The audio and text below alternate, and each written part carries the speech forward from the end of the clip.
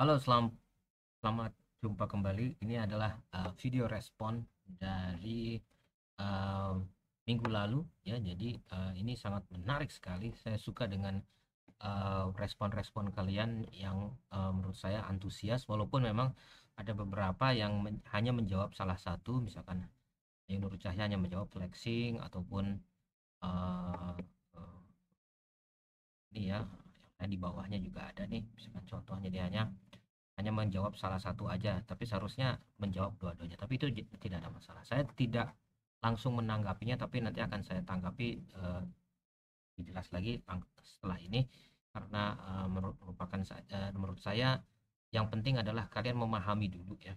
Jadi pertanyaan yang kemarin adalah masalah normalisasi. Jadi perceiving reality adalah salah satu kita melatih diri kita untuk eh, melihat eh, melihat kenyataan. Dalam diskusi filsafat ya, dalam diskusi filsafat ada dua cara kita memandang em, apa yang kita sebut dengan objektivitas ya, adalah disebut dengan kita menyebutnya dengan truth, jadi kebenaran. Nah, orang banyak mengatakan bahwa ada dua jenis kebenaran, kebenaran yang mutlak sama kebenaran yang nisbi. Tapi sebenarnya yang namanya kebenaran itu selalu mutlak, tetapi ada yang nisbi, artinya yang relatif, yang subjektif, itulah kenyataan. Nah, memang secara kalimatnya gitu, apa yang di depan mata kita itu adalah yang nyata, yang kelihatan. Tapi bayangkan begini, ada suatu kejadian dan itu adalah kenyataan, tapi dua orang itu yang menginterpretasinya secara beda. Nah, sekarang kita tanya, yang benar yang mana? Nah, perceiving reality ini adalah bagaimana kita menggunakan itu ya tadi ya, kenyataan. Dan kalau dalam bahasa Inggrisnya adalah reality, itu adalah kenyataan, tapi kalau dalam bahasa Indonesianya yang sebenarnya adalah bagaimana kita melihat kebenaran gitu, perceiving the truth, seperti itu. Tapi perceiving reality ini adalah kosakata yang saya gunakan mengacu kepada kenyataan, karena kenyataan itu tidak mutlak, artinya nisbi, artinya relatif. Nah, makanya saya mengajak Anda untuk melakukan normalisasi. Nah, dari empat ini ada kalian menjawab agak beda-beda.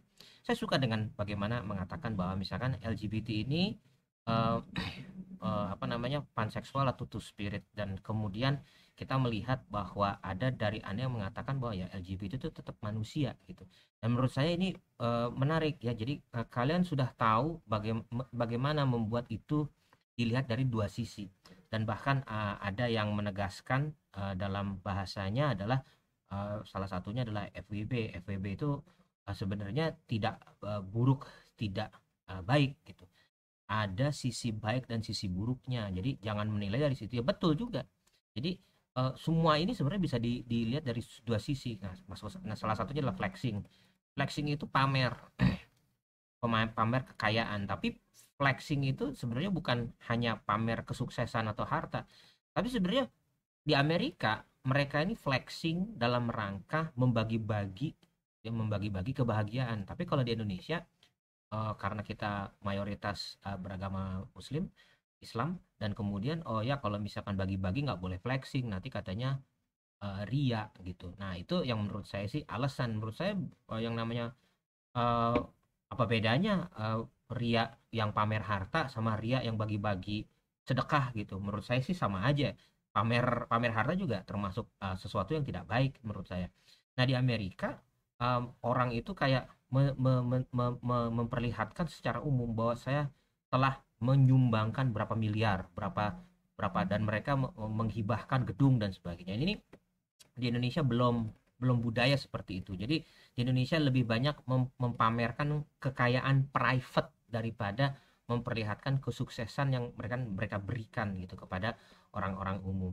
Nah, ini menarik ya, bagaimana kalian kemudian mencoba menjabarkan misalkan bagaimana dengan penggunaan marijuana supaya rekreasional. Eh, Sebenarnya yang terjadilah di kita ya adalah banyak orang yang mengalami anxiety. Nah, salah satu mengurangi anxiety adalah dengan mengkonsumsi obat. Nah, salah satu efek dari obat itu ya sama juga ketika kita mengkonsumsi ganja misalnya.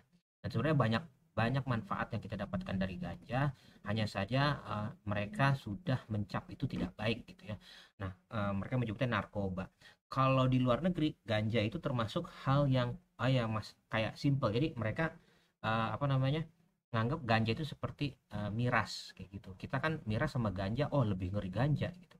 Kalau kalau di luar negeri ganja dan miras itu hampir sama aja karena belum ada kasus orang menghisap ganja dan kemudian melakukan kejahatan. Mungkin mereka akan ketiduran dan sebagainya, tapi belum ada kejahatan di sana.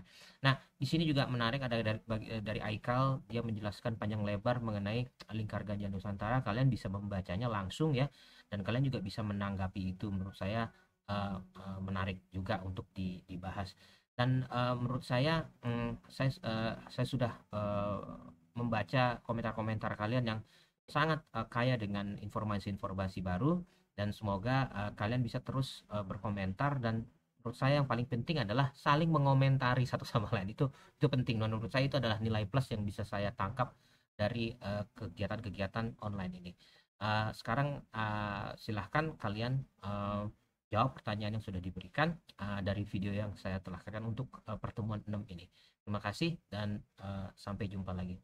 Assalamualaikum.